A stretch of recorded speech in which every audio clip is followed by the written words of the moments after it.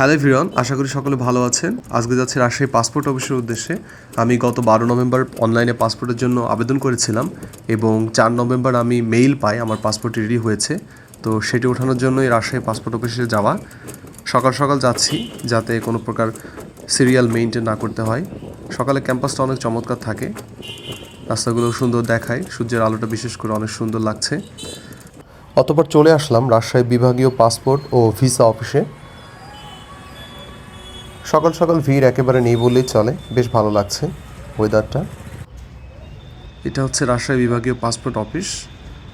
আজকে ভিড় নেই বললেই চলে, সবসময় দেখা যায় এখানে একটা লাইন মেনটেন করছে।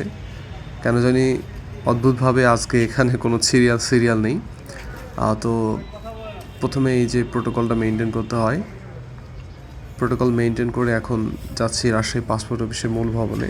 এখান থেকে পাসপোর্টটা কালেক্ট করব।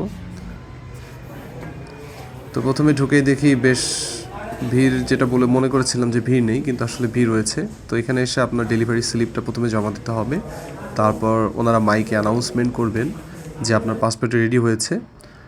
তো আমার ডেলিভারি স্লিপটি জমা দিয়ে অপেক্ষা করছিলাম কবে আমার নামটি ঘোষণা করে। কর্তব্যরত কর্মকর্তারা এখান থেকে আপনার নাম ধরে ডাকবেন পাসপোর্টটি রেডি হবার পর। তো আপনি যদি আপনার নিজের পাসপোর্ট নিজে এসে সংগ্রহ করেন, এটা সবচেয়ে বেটার হয়। এক্ষেত্রে আপনাকে জাস্ট আপনার ফিঙ্গারপ্রিন্ট দিতে হবে, আপনার ন্যাশনাল আইডি কার্ড লাগবে না।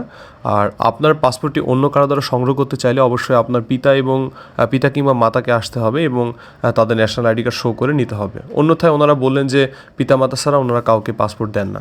এই তো আমার পাসপোর্টটি হাতে পেলাম, তো ভালো লাগছে।